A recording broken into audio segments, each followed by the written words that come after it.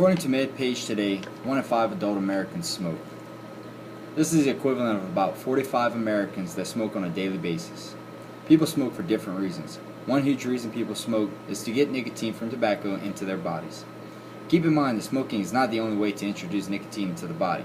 Most methods of doing so, though, are harmful to the body, other than creating the chance of an addiction to nicotine. In a New York Times published article by Sandra Blakesley, nicotine is as addictive as heroin, cocaine, or amphetamines, and for most people, more addictive than alcohol. Knowing what nicotine is, why it is addictive, what the physiological and psychological effects of quitting does to the human body, and different methods used to break the addiction can significantly increase the chances of giving up nicotine for good. The first thing to ask is, what is nicotine, and why is it so addictive? Well, nicotine triggers the body to release dopamine, and dopamine is a neurotransmitter that has many functions within the brain. One such function is motivation or reward. When one successfully accomplishes an activity or task, dopamine is released throughout the brain, which then gives a sense of pleasure. This is one particular reason why people will use tobacco. Now, tobacco plants use nicotine as a natural defense to ward off preying insects. People will smoke tobacco or chew on tobacco to introduce the nicotine into their bodies, and doing so is a quick way to achieve the sensation of pleasure. The problem is that nicotine is very, very addictive. Over time, one can start to feel a false sense of dependency upon nicotine. Now, nicotine addiction is a mental illness. As defined by MedicineNet.com, mental illness is any disease or condition that influences the way a person thinks, feels, behaves, and or relates to others and to his or her surroundings. Due to the false sense of dependency upon nicotine, an addict tends to believe that they cannot function without it. To quit the use of nicotine can be compared to an alcoholic not taking another sip, or a caffeine addict not drinking that fourth or fifth cup of coffee within the same hour. And quitting the use of nicotine then becomes very difficult to do. Now, most nicotine addicts form triggers that stimulate the mind to reach for the next hit of nicotine. Examples of triggers are things such as drinking coffee, getting a hit of nicotine after eating, or driving in the car. And other triggers can also be emotional based, like stressful situations, boredom, or loneliness, because the individual is trying to feel some sense of pleasure. Now, if a nicotine addict chooses to quit, then there's a high chance of feeling nicotine withdrawals. WhyQuit.com provides a timetable for the benefits when someone stops smoking. Like many addicts seeking to change, they will have symptoms of withdrawal. For nicotine addicts that receive it through smoking, the first 10 days will be the key to a higher chance of successfully quitting.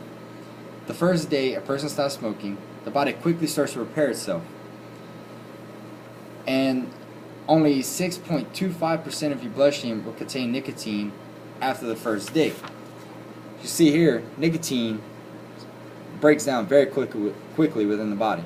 From the last cigarette to day one,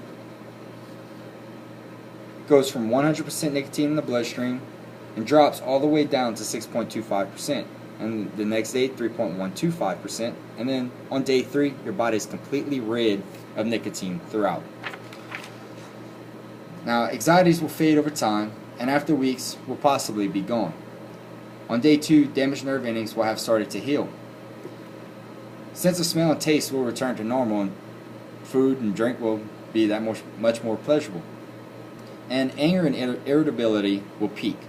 Now, after 3 days, the body will be completely free of nicotine, as stated before, and one will experience the strongest of cravings. Now, I did an independent study on myself and based these on a 1 to 10, 10 being the strongest cravings and addiction. This first represents cravings. After the last cigarette, craving wasn't so bad on day 1, and then it rised on day 2, and on day 3 it became really hard. But after day 3 it started to reduce again, and finally when I got through day 10, cravings were pretty much gone. Same goes with anxiety.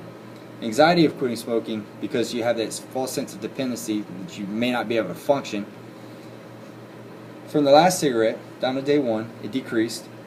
Day 2 decreased some more, with not as dramatic as decreasing from day 3 all the way down through day 10. Now, sometimes you feel the urge, but over time, it goes away. And as long as you can stay strong, be educated, you'll get through it. And also on day 3, lungs will have started to relax and airways will have begun to open, so you will breathe a whole lot better. Now, during the 5th through 8th day of quitting, frustration and irritability will be less common, as will cravings. And on the 10th day through 2 weeks, addiction will likely have been completely gone. One may encounter small triggers that induce a habit of smoking, such as eating or riding in a car, and the addiction does not control the individual any longer, preferably between 10 days to 2 weeks. Now, quitting the addiction of nicotine, of course, is not easy, but tools and methods may increase the chances of achieving the addict's goal. There are products that one could use to ease the symptoms of withdrawal, but one method that works the best and is more likely to succeed is education. I'm going to start with the other methods of reducing nicotine in the body. Now, nicotine quitting products range from nicotine patches to nicotine gum. For instance, nicotine patches are placed on the skin to release small amounts of nicotine and basically wean yourself off of nicotine within the body and those cravings and anxieties. And another product that works pretty similar is nicotine gum. Now, these methods offer a low chance of recovery, and because nicotine is still introduced in the body, you still have it. Now, nothing has proven more effective than quitting cold turkey and just being educated on why exactly do we reach for that next cigarette or next snuff or tobacco to get that nicotine fix. Being educated on the effects of nicotine in the body can help one to understand its false power. It is a false power. Also, knowing the harmful effects on the methods in which nicotine is introduced into the body can be a positive motivator to quit. It is very harmful. Understanding what dopamine is and what it does also helps in realizing that this natural chemical can be released by other methods that are far less dangerous, such as just completing tasks that you've been wanting to do for a while. And the thought I find most motivating to quit is the fact that nicotine addiction is considered a mental illness. And this is a stigma that I do not like to have associated with myself.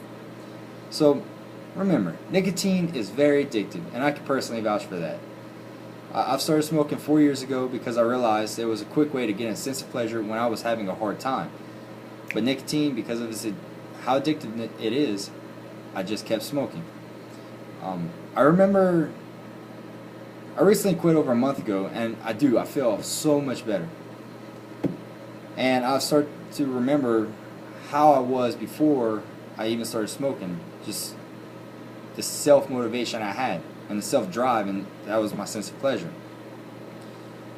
Also, and remember, if you're addicted to nicotine or you know someone that is, understanding what it does to quit nicotine for good, it's hard, and it can help either you give support or help the individual understand that it's a process that needs to be done and you can get through it. You can. Now, do not be afraid to seek support, like I said, and help someone understand these symptoms are temporary.